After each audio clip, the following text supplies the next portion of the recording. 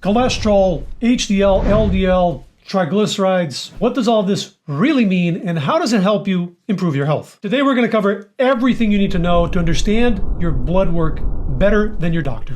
Cholesterol and triglycerides are fatty substances that your body uses for multiple purposes, like for energy or for building blocks. And they travel in the blood packed in these tiny little beads like microscopic tennis balls.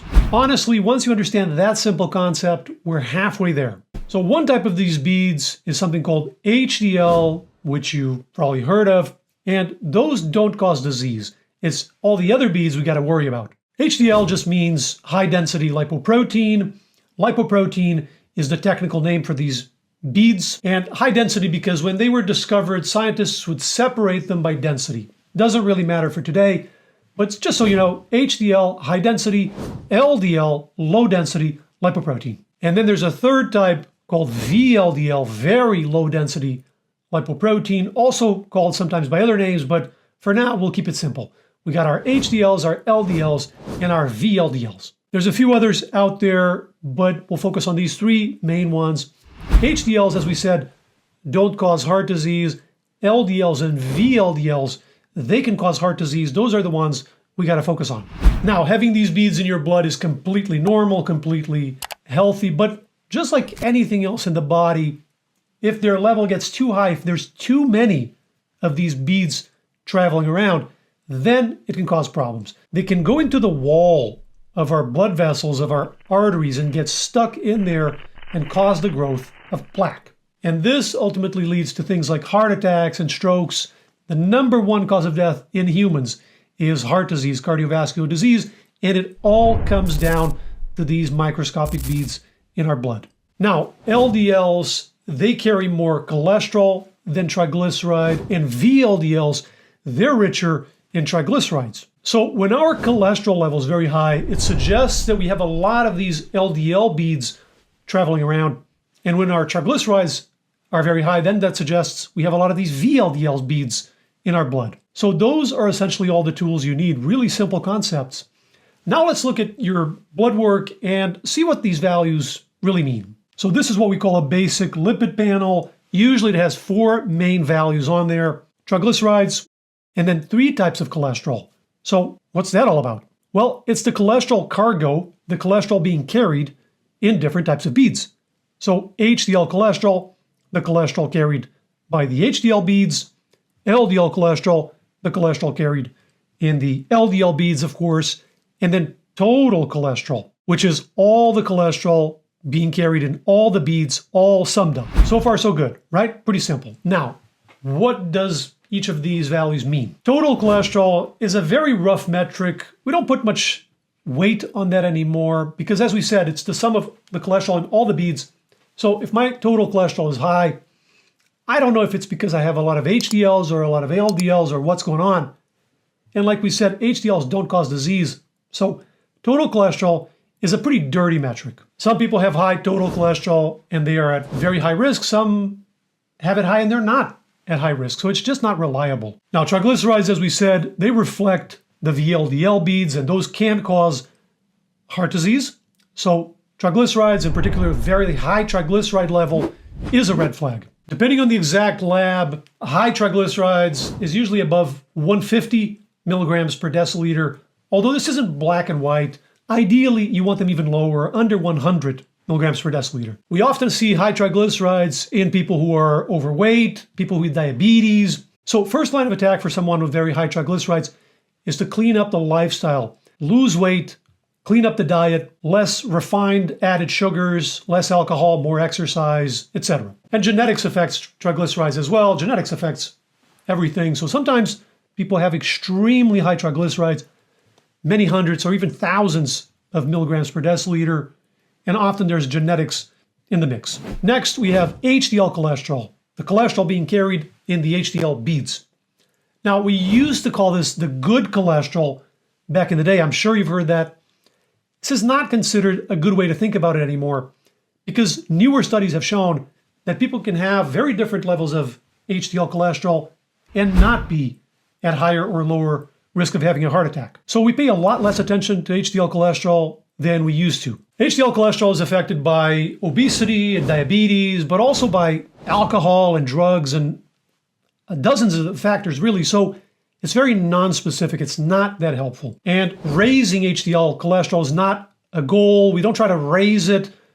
Some healthy things raise HDL cholesterol, like exercise, and some unhealthy things raise it, like a lot of alcohol, for example. So your HDL cholesterol can go up and your risk didn't get any better. Another common one you might have heard out there is my LDL is very high, but my HDL is also high, so I'm okay.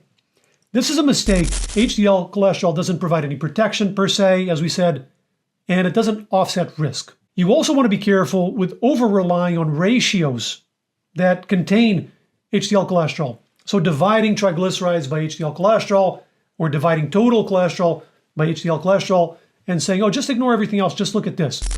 That's a mistake. For the same reason, HDL cholesterol is not a reliable reflection of risk, so those ratios often get things wrong. There is one way you can use HDL cholesterol that is more helpful, and we'll look at that in a second. And lastly, we have our LDL cholesterol, so the cholesterol being carried in the LDL beads. And in general, people who have higher LDL cholesterol tend to have more LDL beads. And as we said, LDL beads can cause heart disease, so high and very high LDL cholesterol is a red flag as well, although not a perfect marker either, as we'll see in a second. And high LDL cholesterol is usually above 100 milligrams per deciliter in most labs, but again, this isn't black and white. Some people have plaque growing even under 100. Around 80 milligrams per deciliter seems to be where the plaque growth stops in average, and under that, we typically see plaque regression, plaque shrinkage.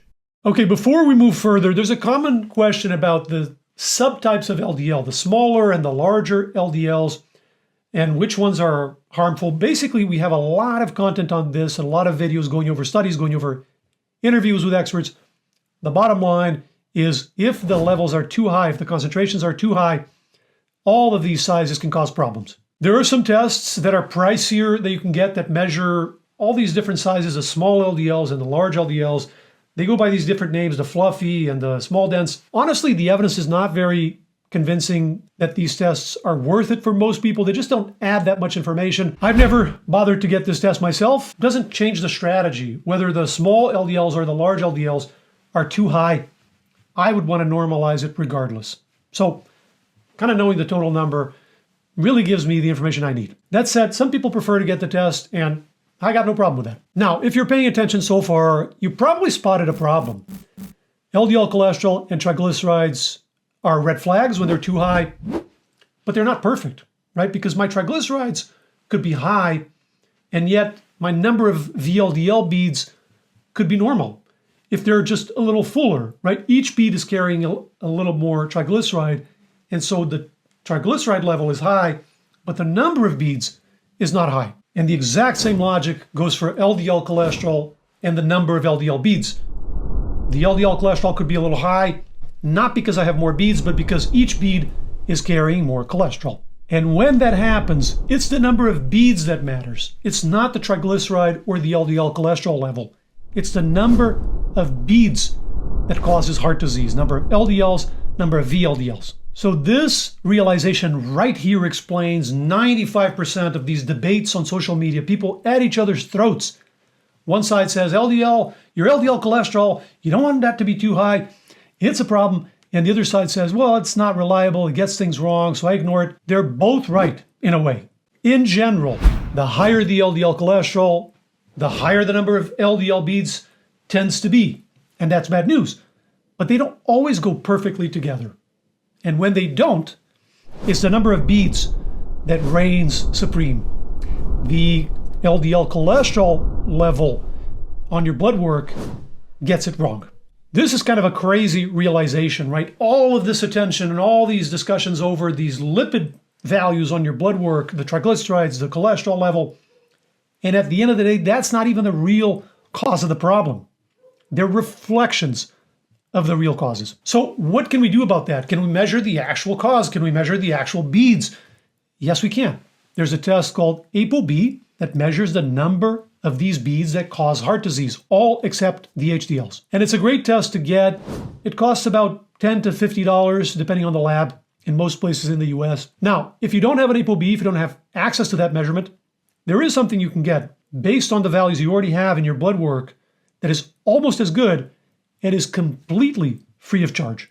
We take your total cholesterol, which is a reflection of all your beads, and we take away the HDL cholesterol, which, as we said, HDL does not cause disease, right? So say your total cholesterol is 150, your HDL cholesterol is 50, 150 minus 50 equals 100. That number is your non-HDL cholesterol.